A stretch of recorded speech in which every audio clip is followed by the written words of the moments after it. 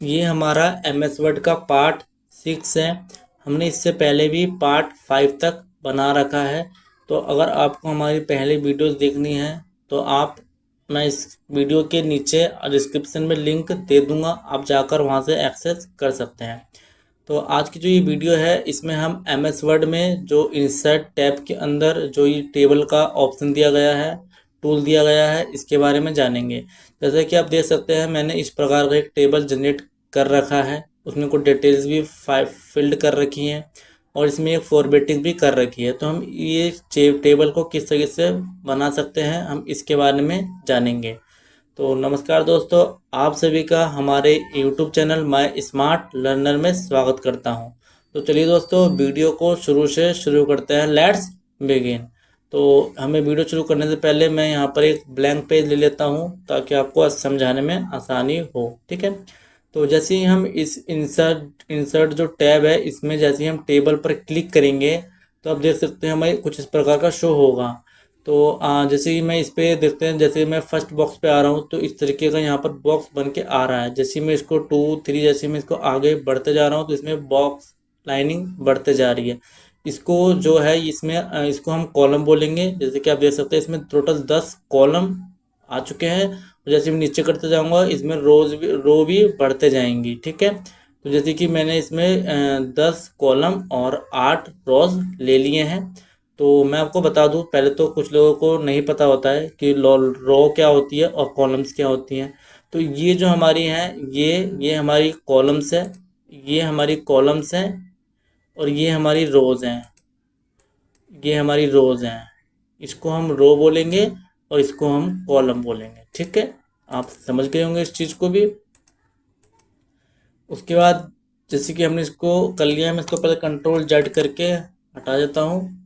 उसके बाद जैसे कि देख सकते हैं कि इसके अंदर जो टेबल दिए गए हैं उसके अंदर सिर्फ और सिर्फ हमारे पास इतने ही बॉक्स अवेलेबल हैं। जैसे कि सिर्फ और सिर्फ 10 कॉलम्स और 8 रोज ही इसमें दिया गया है।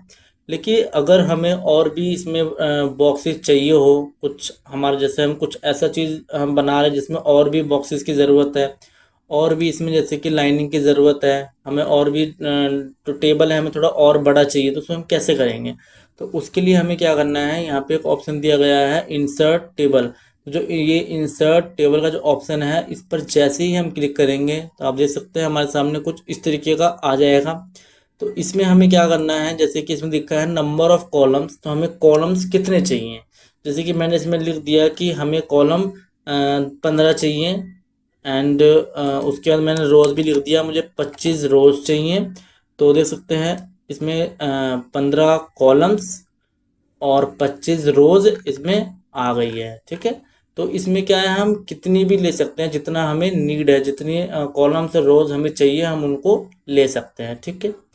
तो इसको हम ले सकते हैं। तो इस तरीके से हमें ये लेना है। ठीक है, आप समझ गए होंगे इस चीज़ को कि हमें इंसर्ट टेबल का क्या यूज़ है। इसमें हम रोज़ और कॉलम को और ले सकते हैं जितना मर्जी चाहे। ठीक है।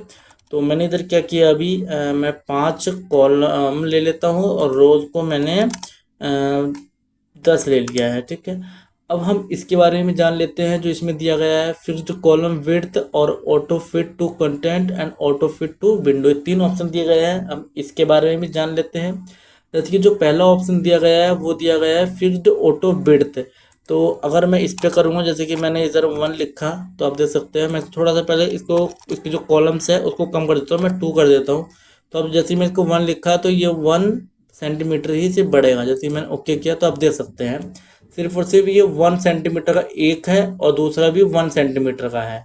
ये सिर्फ और सिर्फ 1 सेंटीमीटर और 1 सेंटीमीटर का ही बन के आया है यहाँ पर। ठीक है।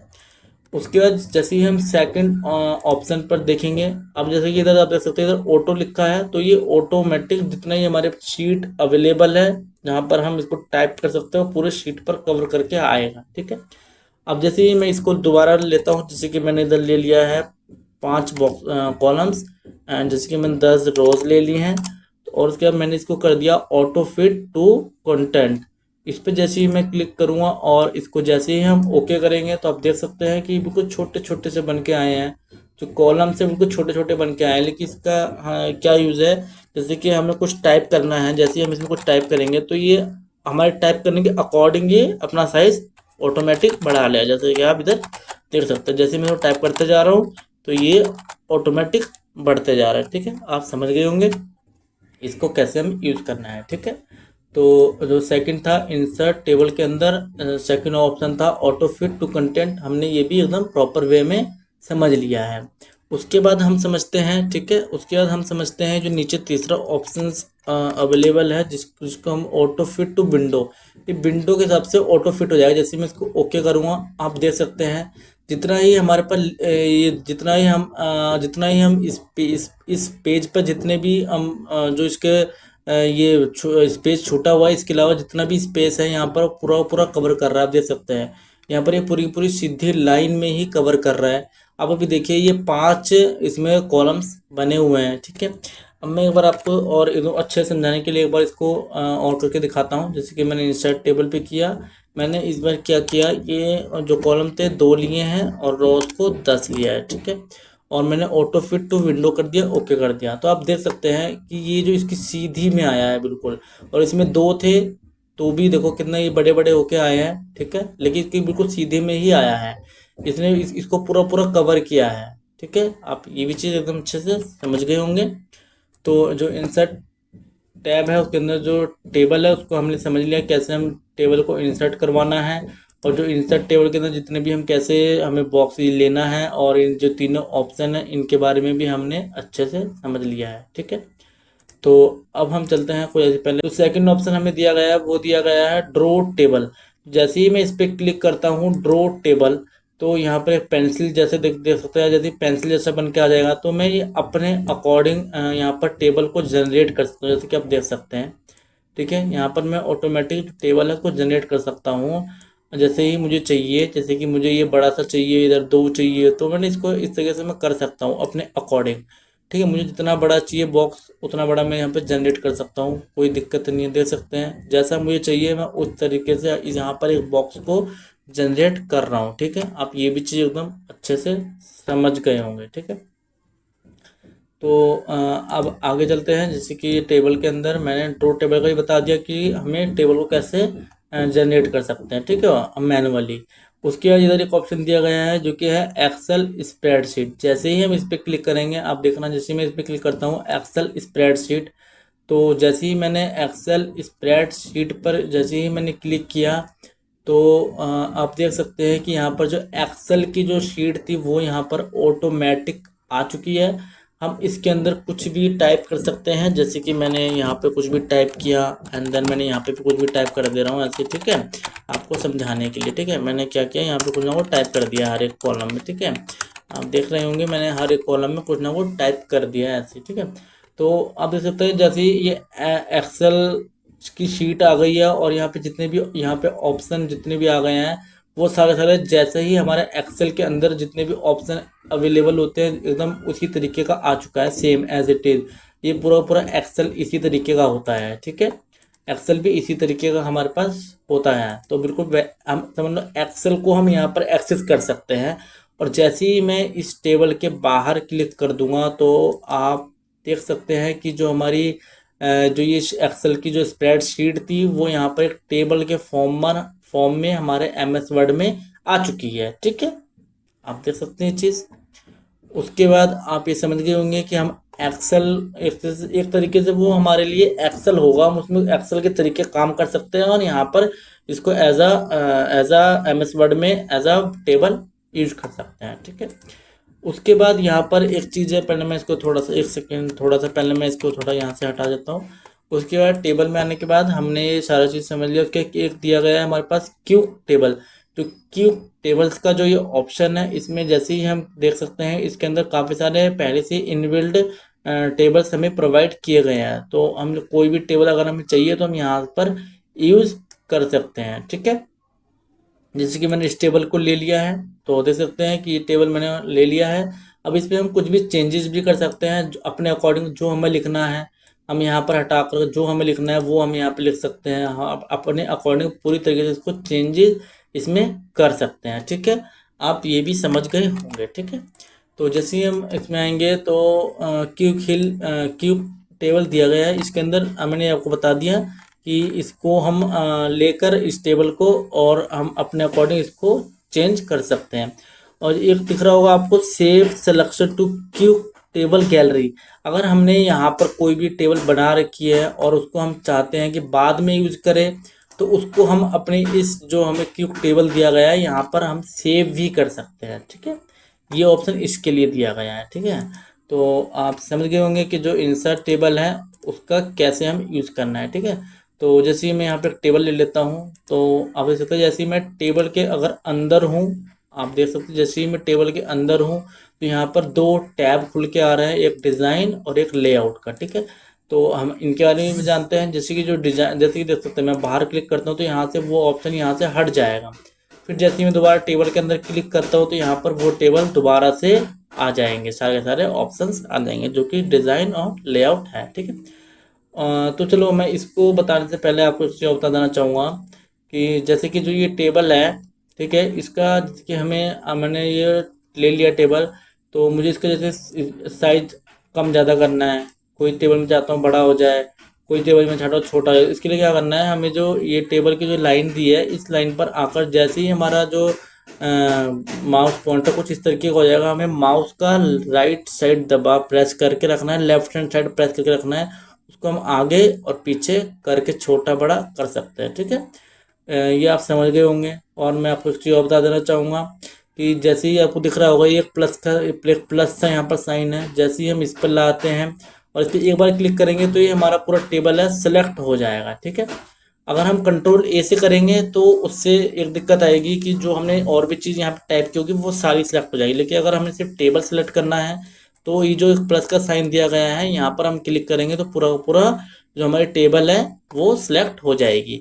उसके बाद एक चीज़ और बता देता हूँ कि जैसे कि ये जो टेबल है इस पर हम प्रेस करके रखेंगे कीबोर्ड से लेफ्ट हैंड साइड, तो हम टेबल को कहीं पर भी मूव करवा सकते हैं। जैसे कि आप देख सकते हैं मैंने यहाँ पे टेबल को मूव करवा दिया है। ठीक है, हमारा जो टेबल था कुछ इस प्रकार यहाँ पर मूव हो चुका है। ठीक है, आप देख रहे होंगे जो हमारा टेबल था कुछ इस प्रकार यहाँ पर मूव हो चुका है। ठीक है, देख सकते हैं नीचे आ चुका है। अब मैं फिर इसको दोबारा ऊपर करना चाहूँ तो मैं दोबारा से ऊपर यहाँ पर कर सकता हूँ। ठीक है, तो आप समझ गए होंगे टेबल को हम कैसे इधर एक जगह से दूसरी जगह मूव करना हो तो इस जो प्लस साइन इस पर कर सकते हैं, और इसी पर हमें रखना होगा। एक बार क्लिक करेंगे तो हमारा जो पूरा टेबल है वो अच्छे से सिलेक्ट हो जाएगा। ठीक है, आप एकदम अच्छे से समझ गए होंगे। अगर हमें इस टेबल को यहाँ से डिलीट करना है तो हमें क्या करना होगा, हमें अपने माउस से इसको सेलेक्ट करके बैक स्पेस जैसे ही हम दबा देंगे तो हमारे सामने से वो टेबल हट जाएगी।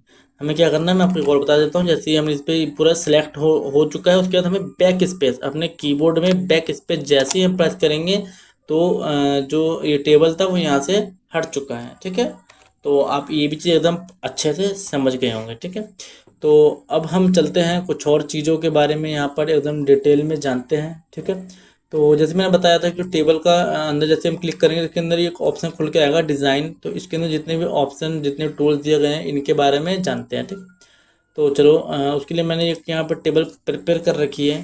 ठीक है, तो इसका यूज़ करके हम चीज़ों को जानेंगे। ठीक है, जैसे कि मैंने टेबल जनरेट कर रखी है यहाँ पर, तो इसको इसका यूज़ करके हम जानेंगे। मैंने इसके अंदर क्लिक किया और मैंने इसको पूरा सिलेक्ट कर लिया है, और मैं डिज़ाइन के अंदर जैसे ही आता हूँ उसके बाद देख सकते हैं यहाँ पर ये काफ़ी सारे जो टेबल है उसके डिज़ाइन दिए गए हैं। तो हम इनमें से कोई भी डिज़ाइन को यहाँ पर यूज़ कर सकते हैं, कोई भी स्टाइल को। मैं यहाँ जैसे ही आप ये जो डिज़ाइन का यहाँ दिया गया है देख सकते हैं, यहाँ पर जैसे ही हम क्लिक करेंगे तो यहाँ काफ़ी सारे ऑप्शंस अवेलेबल हो जाते हैं। हम इनमें कोई भी टेबल का डिज़ाइन है उसको सिलेक्ट कर सकते हैं। जैसे कि मैंने क्या किया, इस डिज़ाइन को सिलेक्ट कर लिया। ठीक है, तो जो हमारा टेबल था आप देख सकते हैं इससे पहले भी जो मैंने करके रखा था वो यही अप्लाई किया था। आप देख सकते हैं कि हम इस तरीके से किसी भी उसको अप्लाई कर सकते हैं। ठीक है, तो किसी भी जो डिज़ाइन है उसको यहाँ पर हम अप्लाई कर सकते हैं। ठीक है, जैसे देख सकते हैं यहाँ पर हम डिफरेंट डिफरेंट जो स्टाइल्स दिए गए हैं उनको अप्लाई कर सकते हैं। ठीक है, उसके वजह से कि हमें इसमें थोड़ा चेंजेस करना हो यहाँ पे देख सकते हो, जैसे कि दिया हुआ है हेडर रो।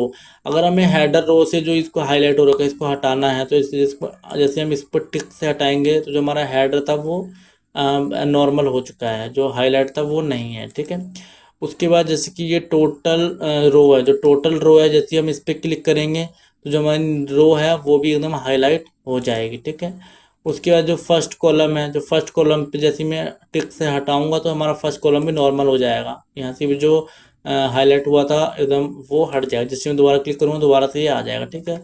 फिर लास्ट कॉलम पे अगर मैं चाहता हूँ हाईलाइट होना तो लास्ट कॉलम पे भी मैं टिक कर सकता हूँ, नहीं चाहता तो वो हट जाएगा, ठीक है। और बैंडेड कॉलम, जो बैंडेड कॉलम है उसका ये यूज़ है, जैसे हम बैंडेड कॉलम पे टिक करते हैं, जो जितने भी कॉलम है एक कॉलम छोड़ के दूसरा कॉलम जो है, एक कॉलम और दूसरा कॉलम सेम हो जाएगा। जैसे ये कॉलम एक जैसा, एक छोड़ के दूसरा कॉलम एक जैसा सेम हो जाएगा, ठीक है। अब जैसे हम इसका जान लेते हैं बैंडेड रो। जैसे हम बैंडेड रो पे क्लिक करेंगे, हटाएंगे तो देखो बिल्कुल सब कुछ सिंपल हो चुका है। जैसे हम इस पर दोबारा क्लिक करेंगे तो एक छोड़ एक ऐसा, फिर दूसरा छोड़ के तीसरा सेम एज इट इज हो चुका है, ठीक है। देख सकते हैं एक छोड़ के दूसरा एक जैसा हो गया। तो इससे हम इसको थोड़ा चेंज कर सकते हैं, लेकिन जो ये चेंजेस है वो इसके अकॉर्डिंग ही होगा। जो हम इसमें सेलेक्ट करके रखेंगे उस फॉर्मेट के अकॉर्डिंग ही इन सबको टिक और अनटिक करने से ये चीज़ें होंगी, ठीक है। तो आप इस चीज़ को भी एकदम अच्छे से समझ गए होंगे, ठीक है। तो इसको समझ गए होंगे कि इसका क्या यूज़ है, ठीक है। ये पूरा स्टाइल हमने समझ लिया है, ठीक है। उसके बाद जैसे कि मैं खुद से चाहता हूँ कि इसमें कुछ देना, जैसे कि मैंने फर्स्ट जो ये था ऊपर का, इसको मैं सेलेक्ट किया, शेडिंग देना चाहता हूँ, इसका नाम है शेडिंग। इस पर जैसे हम क्लिक करेंगे इसमें हम कई तरीके के कलर्स अवेलेबल हैं, तो हम कोई भी कलर में इसको दे सकते हैं। जैसे कि मैंने इसको रेड कलर दे दिया है, ठीक है।